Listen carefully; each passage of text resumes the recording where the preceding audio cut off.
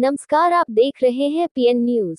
Moradabad police को मिली बड़ी सफलता। जीएसटी चोरी ठगी करने वाले 2 आरोपियों को पुलिस ने किया गिरफ्तार।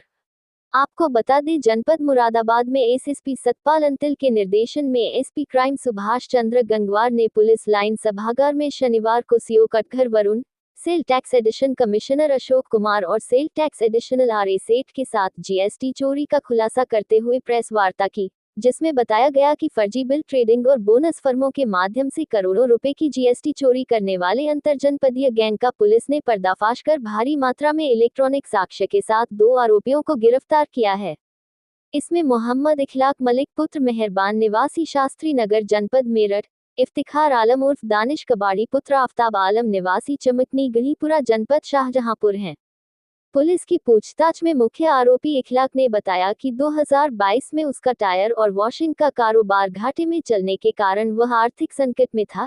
इस दौरान उसका साथी शाहिद ने उसे जीएसटी के बोगस फॉर्म बनवाकर फर्जी बिल ट्रेडिंग करने और बिना वास्तविक कारोबार के इनपुट टैक्स क्रेडिट पास करवाकर लाखों रुपए कमाने का तरीका बताया। इसी उद्देश्य से आरोपियों ने पहले दिल्ली में 50,000 से 1,50,000 रुपए में रजिस्टर्ड बोगस फर्म खरीदते थे। बाद में फर्जी जीएसटी नंबर, ई वे बिल, बोगस लेजर और काल्पनिक खरीद बिक्री दिखाकर आईटीसी पास किया जाता था। इस प्रकार इन फर्मों के माध्यम से करोड़ों रुपए के फर्जी बिल जनरेट कर टैक्स चोरी की जाती थी। आरोपी इखलाक ने बताया कि उसकी गैंग लगभग 5 वर्षों से सक्रिय थी और अब तक इनके माध्यम से 4 से 5 करोड़ रुपए की चोरी कर चुके हैं।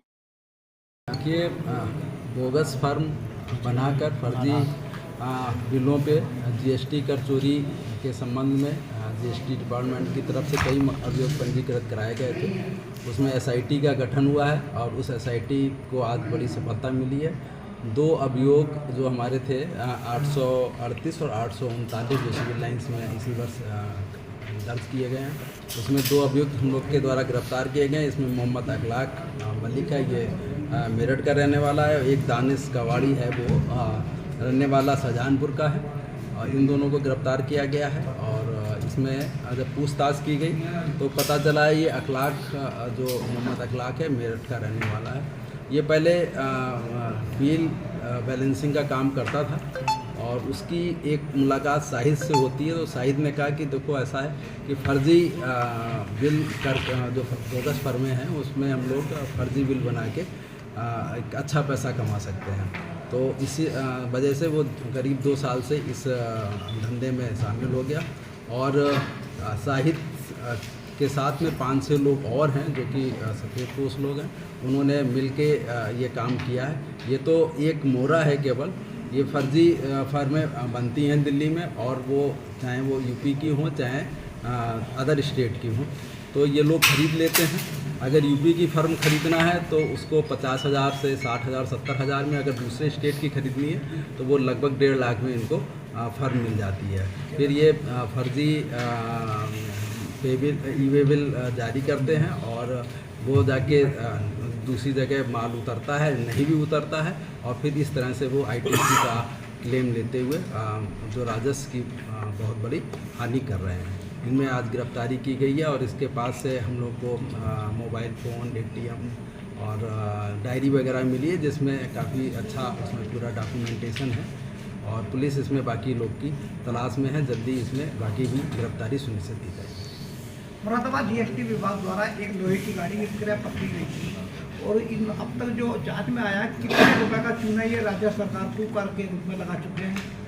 देखिए, जो अभी शाहिद से बातचीत की है उसने ये बताया है कि 4 से 5 करोड़ के लगभग उसने कमा लिया है।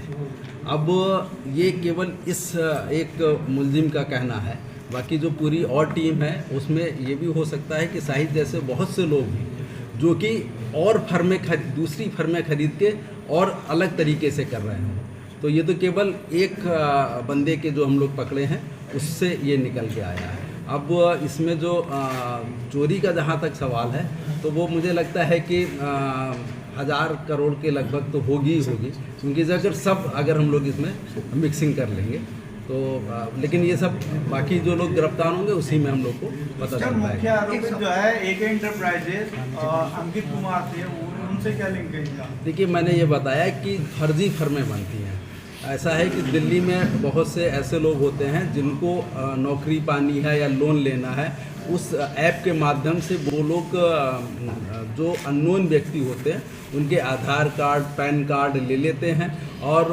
उसी से फर्म जनरेट हो जाती है।